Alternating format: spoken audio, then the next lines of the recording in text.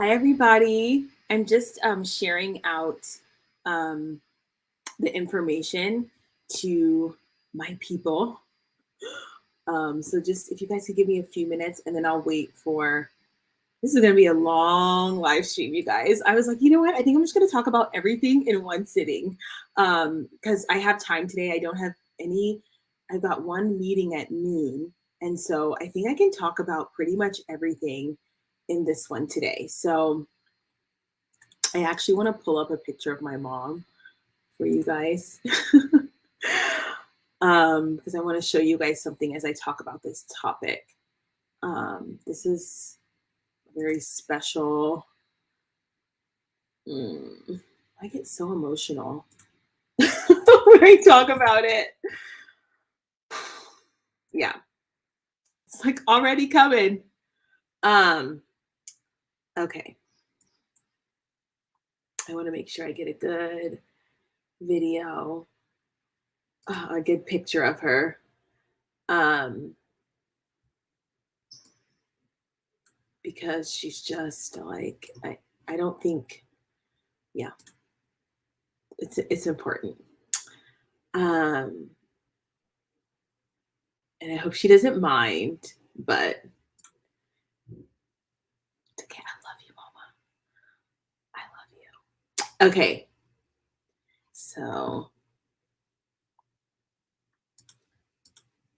present screen.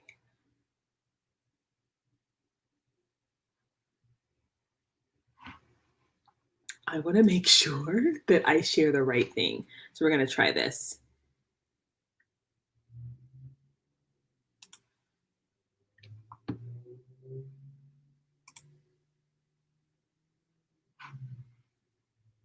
Good morning. Good morning, you guys. This is taking just a little bit of time because I have to share my screen because I want to show you guys a picture of my mom as I talk about this very special topic.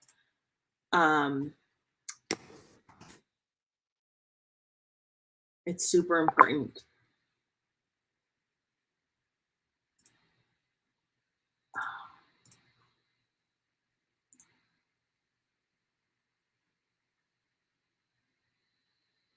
Okay. I don't think I'm going to be able to do it. Oh well, because I should have opened this up later. I have to reopen it. So it's not going to work and I'm already live. So it's too bad. Um, maybe I'll just see if I can show you guys on Instagram really quickly. I just want to show you guys this and then I'll get started. I want to tell you guys a little bit about my story before I talk about this too. So let's see if this works because if it does, that'll be super awesome that I can just show you guys through here. My mama. And she really is the inspiration for my whole life. Let's see. This is my mom and my dad. And so I'll just let you guys see that. Um, my parents have 8 children, and we were, with 8 children in the Bay Area. Money is not does not come easy, right? And so we were actually a lot of people don't know this, but we were on food stamps a lot as children. It's funny because I have this scar on my finger. If y'all know government peanut butter, it's like comes in a can and you have to like open it in a can. And we had just picked up our boxes of food and I wanted some peanut butter and I had to open the can. It was like this big can of peanut butter and I sliced my finger on the can. And so sometimes I look at that and I'm like, my goodness, like what a way we've come, right? My parents were just amazing. They really, they were young when they had children. My mom was 18 when she had my sister. Oh, we were also 8 children. Oh my gosh, I didn't know that. How cool. Oh my gosh, you'll have to tell. There's 6 girls and 2 boys. for us. So I'm excited to hear what what your ratio is. Um,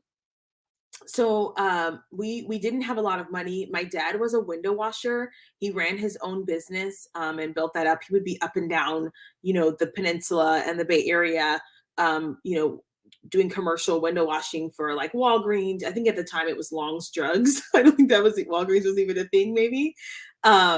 So my dad, was very hardworking. And even then with 8 children, it's hard to support. Eventually, we were able to come off of government assistance, which is why I don't know. My parents, like, we have 7. Oh my gosh, all girls. My goodness, that's a lot. How fun though. My One of the things my parents really emphasized education and things like that. They talked a lot about education, and so all of my siblings have degrees and are highly successful. It's just we just didn't have a choice, and that was the culture that we grew up in. It's like, no, you are not going to be like that us, so you will go to school and you will get an education and you will be successful. And so that was preached to us a lot. But anyway, that's not what today is about. I was just giving you guys an overview. Today is about how to talk to your teen daughter about, or your young daughter about nutrition and health and her body. And the reason why I wanted to show you my mother is because y'all saw her, right? I mean, she's fit. She's super fit. And my mom never said anything to me about exercise. She never said anything. She just did it. So I remember, maybe some of you guys will know who this is. There was like Roberta and Jazzercise, and then there was like Susan Powder. My mom would be in the living room with like all of us, and she would just 30 in the middle of the day start exercising to the TV with the TV on. And she never said anything to us. She just did it. And I don't think until recently I realized the impact that that had on me as a young woman. She was never like, go exercise, go do this, like you need to be fit. It was never, she didn't say a word. She just did it. And I remember recently we had a conversation about my 7th brother. My mom gained like so much weight. I mean, she gained like, I want to say maybe it was like 70 pounds. She can tell me the exact answer. And she said, I just decided I didn't want to be that big. And I just made a decision, and I just ate healthy and got fit. And so I tell you that because I think before I go into how to actually talk to your daughter about nutrition and health, it's important that the biggest thing I always say is that kids don't listen to what you say, they listen to what you do.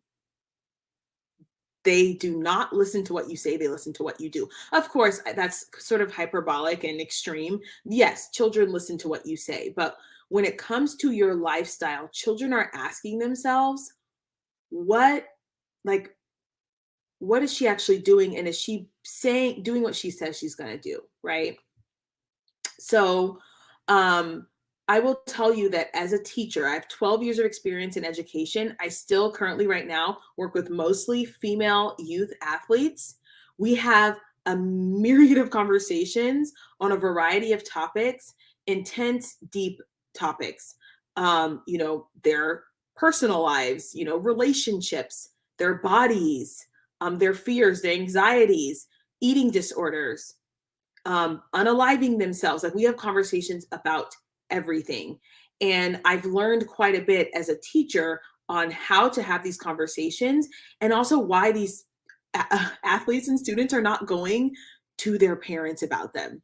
So that's why I wanted to create this, is because I wanted to like bridge the gap, because I'm seeing a lot of athletes come to me and I'm like, you can talk to your parents about this. And they're like, no, I can't. So I thought, well, you know what? Maybe I should just talk about this and help parents bridge the gap between themselves and their students and their young daughters, and we can have a productive, sort of chain going here, where I can help you talk to the students the way that I talk to them about this, and help them to become more comfortable and to become motivated and things like that as it relates to health and nutrition. So I want to tell you a story about when I learned that children listen to what you say and not what you do. So if you guys know my story, you guys know that I competed for a very long time. I was a bikini competitor, bodybuilding. I did figure and bikini, which required me to be extremely lean. I had abs I was super, super lean, low body fat. People were asking me to model for them. I mean, I was, in quote unquote, the best shape of my life. But the interesting thing was like, no one was asking me like how I did it. No one was asking me for help. Certainly not my students. And then I went through this whole trend. I gained 40. I gained more than 40 pounds. It was like I got up to 180 because I was 18 pounds when I was competing. I was 180 pounds, went through this entire transformational journey in my mind, lost the weight, and then started to live a healthy lifestyle. And now I'm not the leanest. I don't have a six pack. And back then I did. I'm not the leanest. I don't have a six pack. And now the girls are asking me, well, how do I stay how do I eat well? How do I stay fit? What kind of food should I be eating? Is this food bad? They're asking me all these questions. And I was thinking to myself, well, I looked better back then, but what they're reading now is my energy. Back then, I was miserable. I was not happy. I was not actually healthy on the inside. I was just looking healthy on the outside. And so that's when I realized, wait a minute, those girls didn't want to be like me back then. They want to be like me right now because I'm embodying something that's very much different. It's healthy.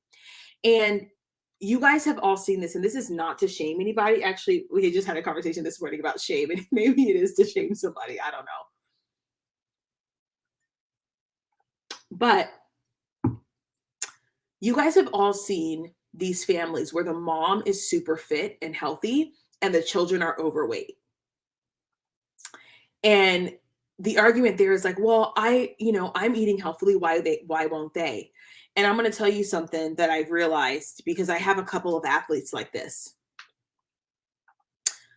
Whatever the mother's energy or her feelings and thoughts and mindset is around food and exercise, it's not resonating with her daughter. So I have a couple of athletes whose mothers, and I'm not judging anybody.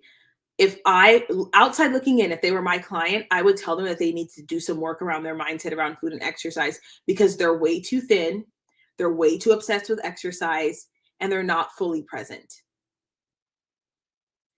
And this is the woman who's, maybe borderline got some eating disorder issues. Your daughter reads that.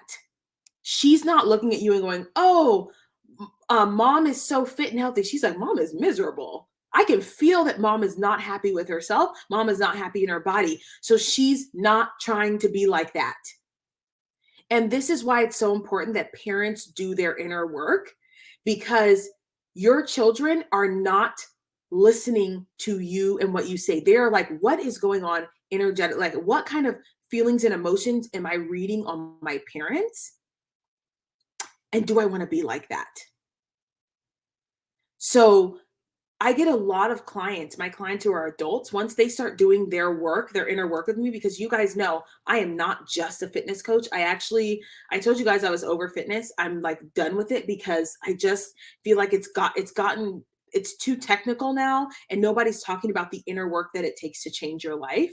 I still, have fitness clients and nutrition clients, but we're so much more focused on embodying the habits that make you healthy.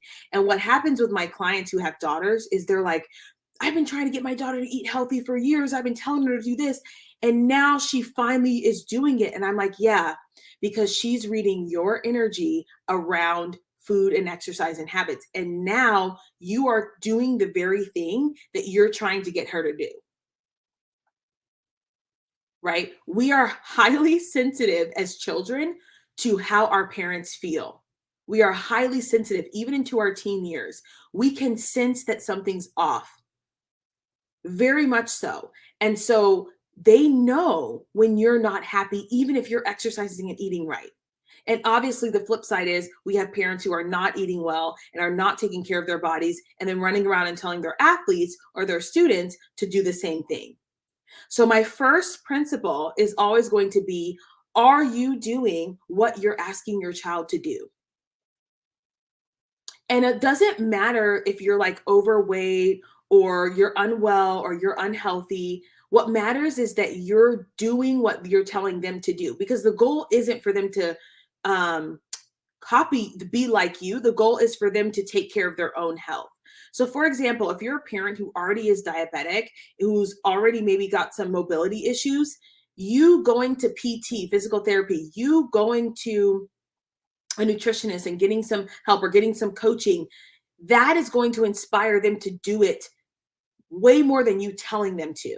That's going to inspire your daughter to say, my mom is trying to take care of herself and she's got all, she's diabetic, she's immobile and she's still taking care of herself. I can do that too.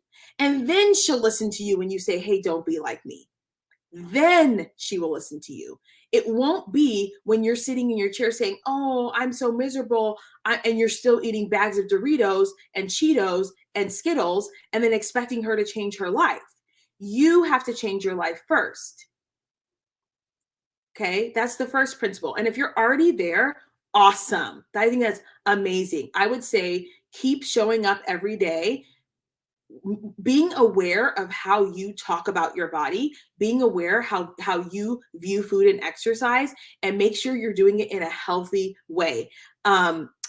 Because as I told you guys before, my mom never said go exercise. She just did it herself. And then would come in and go, ooh, that feels so good. And we'd be like, huh? And now I understand why she says, ooh, that felt so good. And we would just, and now it's like, oh, that's what we do. Okay, so that's the first principle. Now, I'm gonna need my notes here, you guys. I'm drinking my greens and reds. These greens and reds actually work on a cellular level. So a lot of this is a lot of beet juice and raspberries and goji berries, as well as some barley, some wheatgrass, probiotics, because I believe in being healthy from the inside out. And so I take these every single day. They've been really great for my immune system. And because I have low iron, the beet juice has been super helpful for, just increasing my iron production and blood flow and things like that. So if you're interested, these are in my description box, the greens and reds. I take them every day. Okay. So now that we've gotten into the backstory, let's talk about what I actually say to my students about nutrition. So the first thing I say to my girls and guys too is that food is not meant to just change your body. In the United States, we think of food as just a dieting tool, like as something to make your body bigger or smaller. And that's our number one mistake. We talk about food as if its only purpose is an agent of change for your weight. And that's just not true. And I literally say this in my health classes, and the girls are like, oh, and I'm like, yes, you guys, we're in the Eastern world. Food is seen as medicine. And we do ourselves well to think of food as medicine or poison or neutral. Okay. So I tell my girls, okay, you guys, food is not just meant to change your body. When you can stop thinking about it that way, then you don't have these disordered thoughts about food. It's actually meant to be medicine. Food is meant to be medicine. And so we either are fueling our body for medicine or we are not, or we are neutral, right? And so we get into the topics of whole nutrient foods that have a lot of vitamins and minerals. Those are the foods that you always want to be fueling your body with, because they're going to help you with your health from the inside out. That is the first thing I tell my students before we get into calories, before we get into protein, before I tell them food is medicine. Okay, you're either promoting health or you are not. And then I say to them, you don't have to always be promoting your health. This is a wonderful world. We have wonderful food. The question is, when am I, taking care of my health? When am I taking care of my soul? And in my latest course right now, the Not Another Fitness Challenge, if you're interested in getting fitness coaching for yourself so that you can help your daughter, you can go ahead and sign up for that, and I'll drop that in the chat below. one of the things that changed my students' lives, and I don't know, for some reason, I say this all the time and I never thought twice about it, but I had a young girl in one of my classes who was a dancer, and she was really struggling with some disordered thoughts around food, because as a dancer, you're often expected to be a certain size, and there's this idea that you can't eat this and you can't eat this, and she was like literally in tears almost, and it like makes me want to cry to think about it. Just put that in the chat there. I said to her, babe, 80% of the time I nourish my body, 20% of the time I nourish my soul. And she just looked at me like, oh, that's doable. Like that's doable. That I can do that. I can't do this. I never eat this and I never eat that. And I'm restricting all this food to be a certain size. It was like this relief on her face that, oh, I can do this. I can do 80% of the time I eat my healthy food. Because she goes, and she's Miss G. I was Miss G at the time. She goes, Miss G, I just love my Cheez-Its and my goldfish. And I was like, listen, baby, so do I. She's like, I just love them so much. And I was like, and she's like, and I didn't know that I could have them. And I'm like, yes, you can have your goldfish, girl. Have your goldfish every once in a while. And it like, this is the kind of stuff that girls need to hear, because they're on Instagram, they're on TikTok. There's all these cleanses and juices and, fasting and all these extreme things that they know does not resonate, but they're like, no one else is telling me any of this. And maybe you as a parent have even done these things. Maybe you have as a parent have like, I'm going to go on a juice fast and I'm going to go on an intermittent fasting and I'm going to do this. And it hasn't worked for you. And when I said to them, hey, 80% of the time I nourish my body, 20% of the time I nourish my soul, it was like, that I can do. That I can do. Because here's the reality, y'all. Your daughters, and I see it, right? They're at school. There's the corn. Oh, they don't have corn nuts apparently. It's Takis. It's, what do they eat these days? I don't know, Sprite and, all these, these bagged foods. And they want to try it and they want to see if it's, and if you're saying, hey, that's not fuel, but it's not the worst thing in the world, but you just want to make sure that you're not eating that all the time, then it gives them permission to try foods and they don't feel like they're doing something bad, right? It's like, try it and see how you don't actually feel that great when you eat it. That is a big deal. 80% of the time I'm nourishing my body. And I ask them, I go, hey, you guys, I'm never going to tell you not to eat something. What I'm going to tell you is, how did you feel afterwards? What I am going to ask you is, how did you feel? How did your body feel? Did you feel tired? Did you feel sluggish? Did you feel like you lost energy? Because that's what food is supposed to do. Food is supposed to give you energy. It's supposed to make you feel better on a soul level, not on an emotional level. It's supposed to make you have energy. You're not supposed to feel depressed afterwards, or you're not supposed to feel like your energy crashed. These are the things that I tell my students. And this is the stuff that they need to know and that they're craving. They are thirsty for that knowledge. They want someone to tell them these things, because they are being sold a lie on social media about food and exercise. And the truth is that the truth resonates with them. The truth, it makes sense to them. When they think about it, they're like, yeah, that makes sense. I can do that. So I always tell them 80% of the time I nourish my body, 20% of the time I nourish my soul. And here's something else, you guys. I demonstrate it. I will tell you guys that I used to turn down cupcakes from my students. And I used to turn down, candy when they gave it to me. And one of the things that I started to do to demonstrate my own principle was, when they gave me a cupcake, I would eat it. I would eat it because I want them to know that there's no fear around food.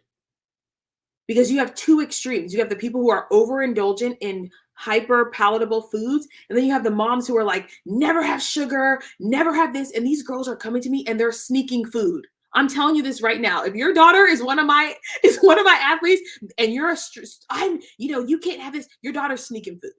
She's sneaking it, and you are creating a sense of shame around food that doesn't need to be there. When you could just tell her, you don't need to be eating that all the time, but yeah, you can have it every once in a while. These girls are sneaking food. Oh my, I'm not allowed to have this. And the way they eat it is like, it's like if they're in an internment camp or something. It's sick. It's unhealthy. So giving your daughter the option and saying, hey, you have the option to eat this. This is not necessarily, it's not great to have all the time, but you can have it. Because here's the thing about restriction for certain things. It's almost like the elephant in the room. In my stress and emotional eating course, I talk about this. I talk about how if you're always telling yourself no to the food, you almost want it. So one of the strategies besides cutting it off cold turkey is actually allowing yourself to have the thing. So when you say, yeah, have it, it loses its luster. But now these girls are going around wanting this stuff that you say, oh, you can't have it. So that's why the 80-20 principle works really well with nutrition for kids. And the biggest thing is that you demonstrate it. So you demonstrate most of the time you're eating, healthfully, and then you have your foods that you eat, because kids are watching what you do, not what you say. And you have to do your inner work around food so that it's not coming from this place of like, oh, I really, really want a salad. I really, really want a cookie, but I'm going to have a salad instead. Like, that's not the energy that kids want to read, because they're like, oh, well, I can just have the cookie, instead of fixing your palate and fixing your mind and going, what's better for me right now is a salad. Not, I really, really want the cookie. It's like, what's better for me right now is this whole healthy, nutritious meal. Okay. So the next thing that's really important that I tell my students when it comes to nutrition is we talk about cravings. I will tell you again, my athletes, were like, well, Coach Joe, what do you do when you have a really big craving? And I said to them, I asked myself, do I really, really, really, really need this right now? And if I do, I let myself have it. And if I don't have it. Another eye-opening conversation that we had, because these girls are being told that, that you have to always eat healthy all the time. And that if you have cravings, they're bad. And it's like, well, you're naturally going to crave things because that's what your body does. And you have to, number one, yes, develop self-control and discipline, but you also have to develop an intuition within yourself and to ask yourself these questions. Do I really want this right now? Or can I stomach something else? Can I have something else? And then giving themselves permission to have it and not making it a bad thing and not making it this sin that they've now committed because they've eaten something that's not healthy for them. Another eye opener for them was like, yeah, I said, sometimes I do the craving and sometimes I don't. Sometimes I have it, sometimes I don't. I said, a lot of times I have a little bit and then I'm like, oh, I satisfy that craving and then I move on. And they were like, what? I'm like, yeah, you can actually just have 3 bites of ice cream and then be like, oh, I satisfied that and move on. Yeah, you can do that. Being open and honest with them about this is super important for their mental and emotional well-being around food.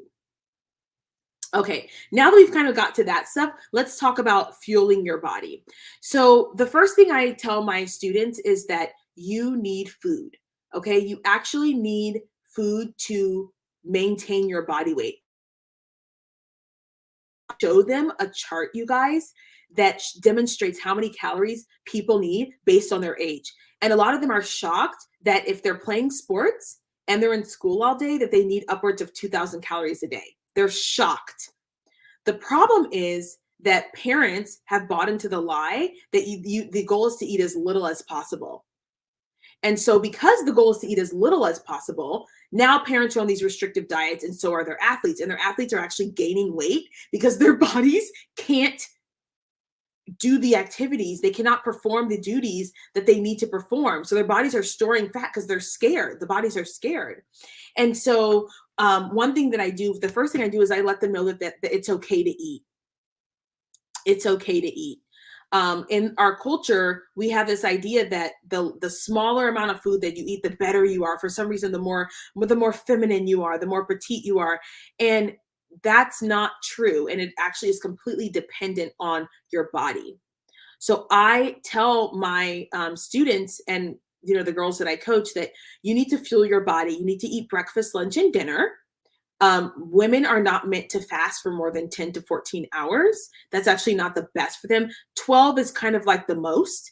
That's where women don't see any detrimental hormonal effects. After that, things can start to go awry. So I encourage my girls to eat breakfast, and I say, hey, start your breakfast off with something light if you want to, like a protein shake. I said that's going to keep you full. And I go into the protein, carbs, and fats. And I say, protein is meant to keep you full. It's meant for your hair, skin, and nails. It's meant for your muscle. You need to if you're going to maintain muscle or build muscle tone, you need to eat some protein. I tell them this. I tell them that protein is necessary. It doesn't have to come from meat. Right? It can come from fish. It can come from yogurt. It can come from beans. It can come from a vegan protein shake. It can come from a whey protein shake. And I go into detail. And this is why it's important that parents are educated on this as well, because then they can just have this conversation with their daughters. I talk about this. I say, okay, here's why you need protein. You need protein because protein, number one, it keeps you full for longer. So you're not on this roller coaster. I'm like, okay, guys, how many of you guys had a cinnamon roll for breakfast? And then later you're like, oh, I'm so tired. I'm like, yeah, because it didn't have any protein.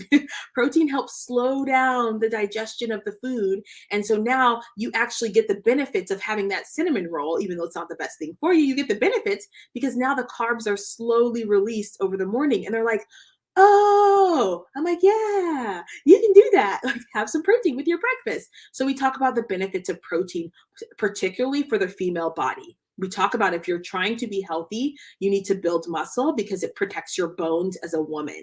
And so it's important to lift weights. And I tell them, you don't have to do something extreme, but you do need to lift weights and you need to eat protein because that's going to help with your muscle density and bone density. Okay. Then we talk about carbohydrates, and I tell them, hey, carbohydrates are not all bad. Fruit is carbohydrates. Vegetables are carbohydrates. What you need to do is decide which carbohydrates feel the best when you eat them. And I tell them the truth, which is my favorite carb is potatoes. Rice is, it's okay. My body feels best when I eat potatoes as my main source of carbohydrates, period. And I tell them that. I go, sometimes when I eat grains, my fingers start to hurt a little bit. And it's true. I tell them the truth. And I go, but that doesn't mean that it's not good for you. I say, I really like my potatoes and I like my fruit for my carbohydrates, but that doesn't mean that you can't have them either. And so we talk about the different sources of carbohydrates and how carbohydrates, particularly for athletes and particularly for girls who are going to start working out, that it's really good for energy before your workout if you're going to work out in the middle of the day. And it's really good for after for energy. So I really practice a balanced diet approach because I think it's important that they have a well-rounded view that you don't have to cut out whole food groups. You don't have to cut out unless you need to.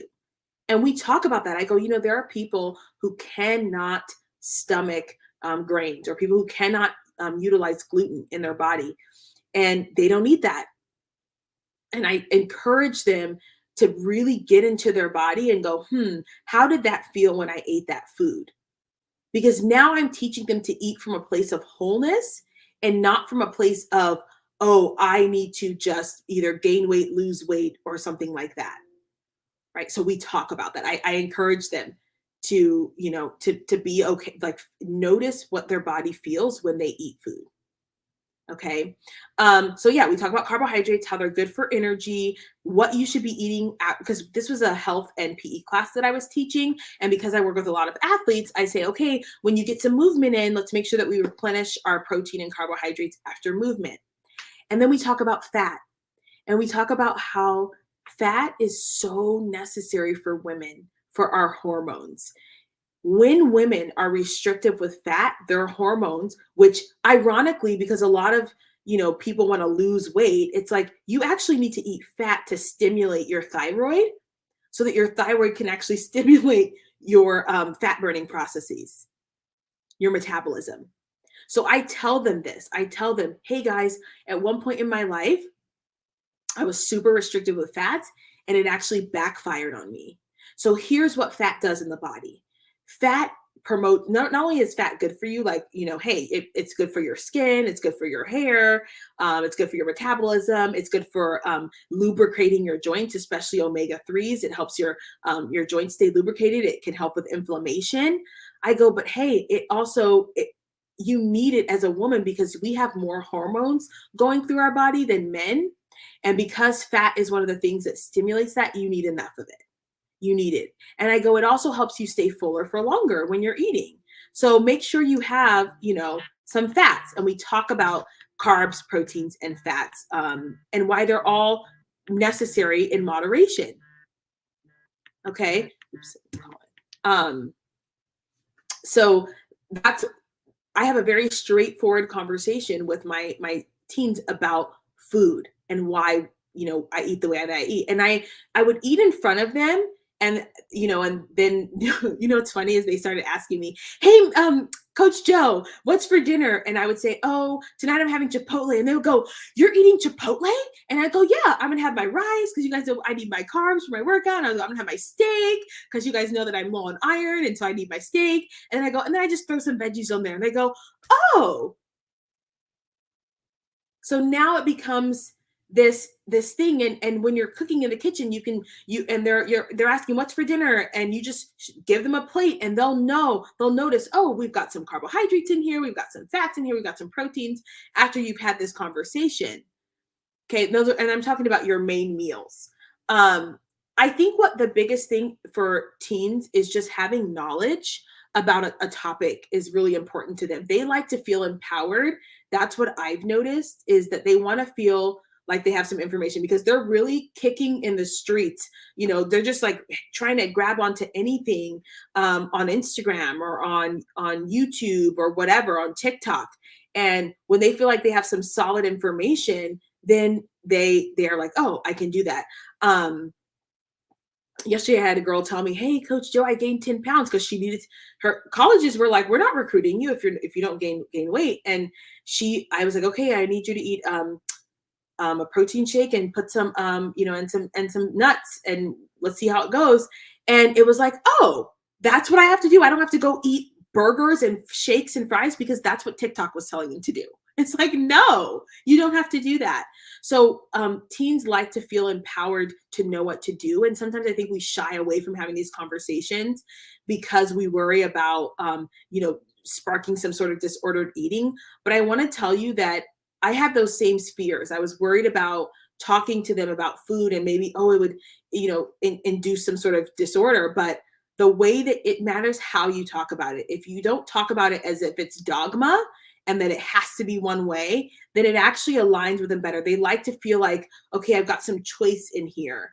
And I don't think I've ever had, well, there was one student I had who could not sit in the class because she was struggling with, some eating issues. But everyone else, actually the students they were like, this is super helpful. And I feel like I have some, I can make some changes in my life now. And that was, as a teacher, that was like, so I loved it. I thought, oh my gosh, this is something that everybody should know. So that's one of the main things that I do to talk to my students and athletes about nutrition. Number one, I demonstrate it. Number two, I explain to them that food is not just to change your body. It's actually to make you feel energized, and it's supposed to be like medicine. And then, I explain to them how protein, carbohydrates, and fats work when they're at that age. Okay. And I don't shy away from calories. I tell them that you're not going to starve yourself into health. If you want to be healthy, you have to fuel your body to be healthy. That's the truth. Right. I want to talk about a little bit before I get off this live. I want to talk about how I talk to them about their bodies, because one thing that comes up in about seventh, eighth grade is body image. And this is why we get all these issues with eating and things like that, is because a lot of times bodies are they start to become self-conscious about their bodies, and their bodies start to change. They get a lot of hormones, start swapping around, and maybe they gain some weight. They start to get boobs and a butt, and it's like, ooh, what's going on with my body? So I want to talk to you. I'm going to take a sip, and then I want to talk to you about how I talk to them about their bodies.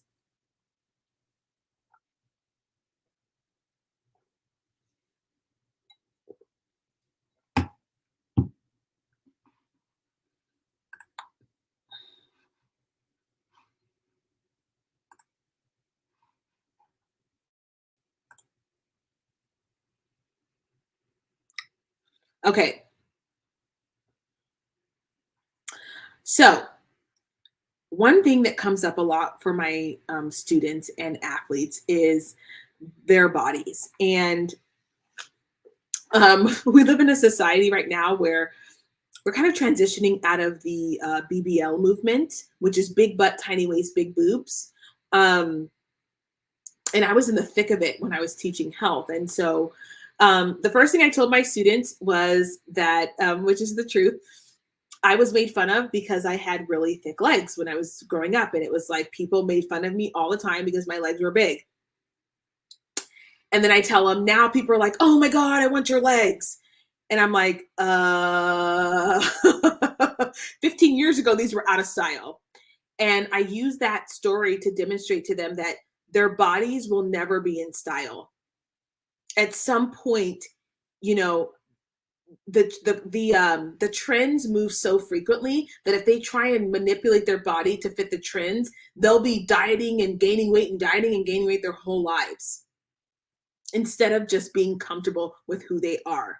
So I share that with them to let them know that I too, at their age, and even into my 20s, I struggled with my body image. I struggled with, having bigger legs, and maybe wasn't seen as feminine, like, but that's just my body. That's the way that because I was an athlete, I ended up lifting a lot of weights, and so I needed that muscle, and so that's just my body right now. And so I tell them, bodies go in and out of style. And I tell them that when I was in high school, Christina Aguilera, Britney Spears, like that whole rail thin look was in style. And I used to be like, oh, I really want that body, could never get it.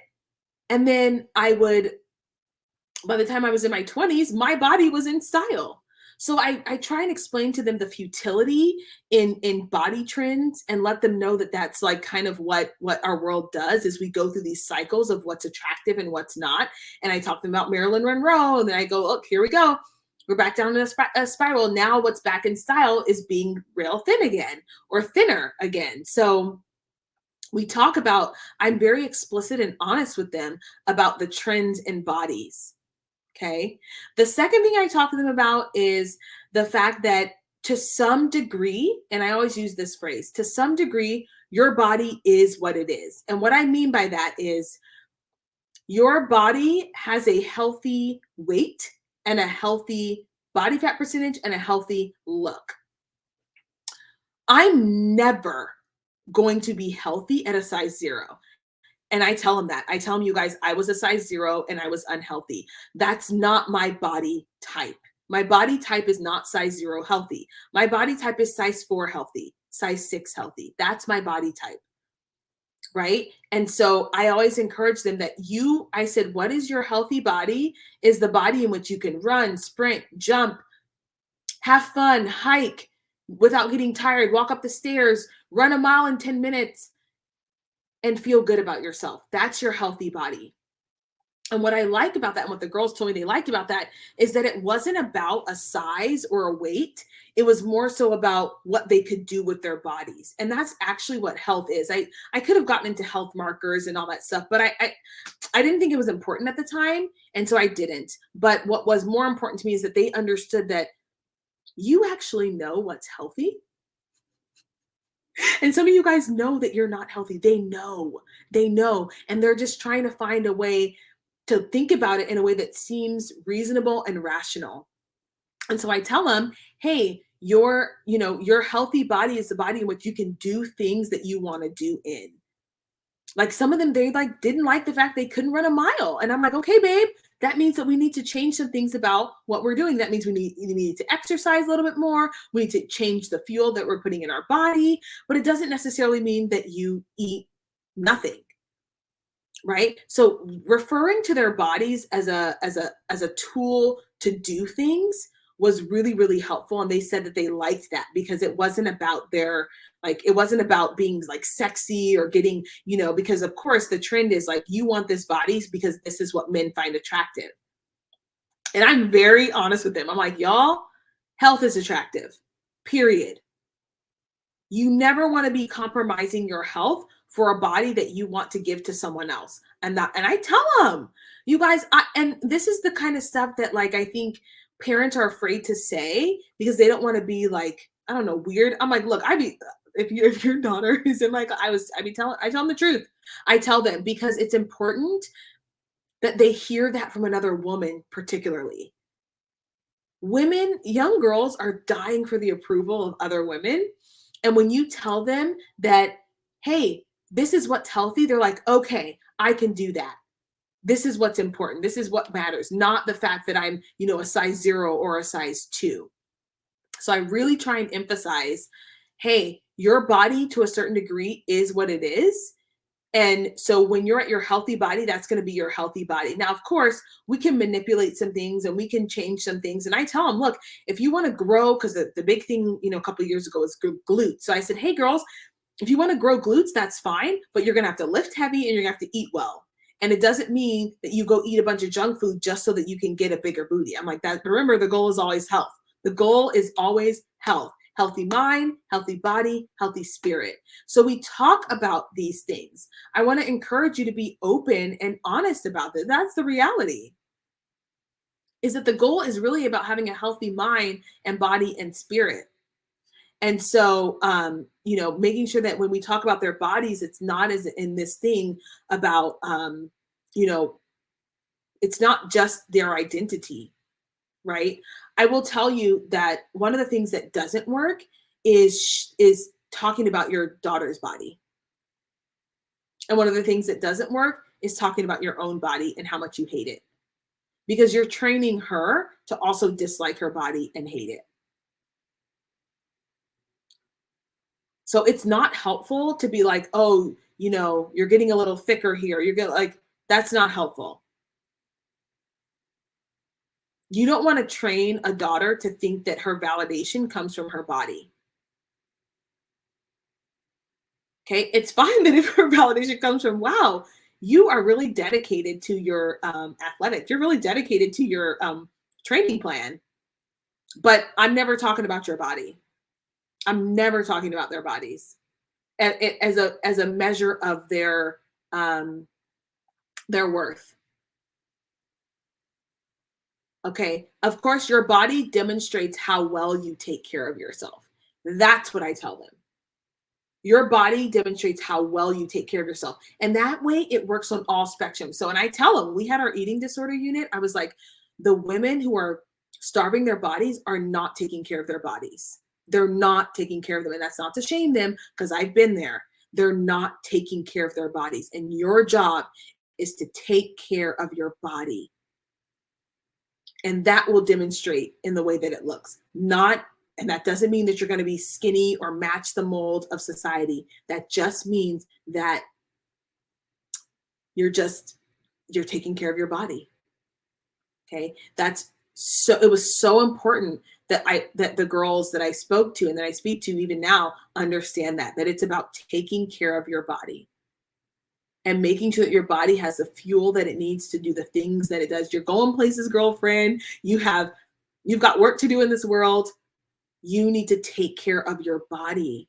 Make sure that it is fueled properly. Make sure that you're giving it what it needs and that you're not destroying it by restricting food and saying, nope, I can't have this. Nope, I can't have that.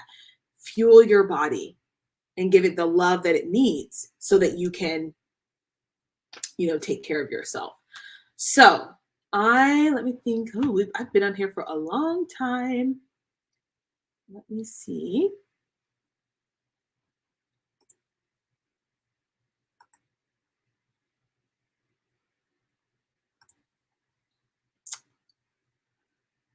All right, you guys.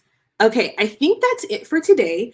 In the next series, I'm going to talk about how I talk to teens about relationships and boys, because that's another topic that comes up a lot in my conversations as a teacher. Girls come and talk to me a lot about boys, relationships, sex. These are girls that they're in high school, and I'm like, let's talk about it. So that's going to be my next topic. If you guys have things that you want me to address, you can go ahead and leave those in the comment section below. If you want to start your own inner work for today, for fitness and health, so that you can help your daughter with hers, you can go ahead and join my Not Another Fitness class. It's still enrolling for the next 11 weeks. It will be live classes talking about all things related to health and fitness, as well as your mindset, your spiritual work. Last week we talked about goals and motivation and how that actually works for a long-term life of health and happiness. So that's going to be there, you guys. I hope you enjoyed this live, and I will see you guys in the next one. Bye.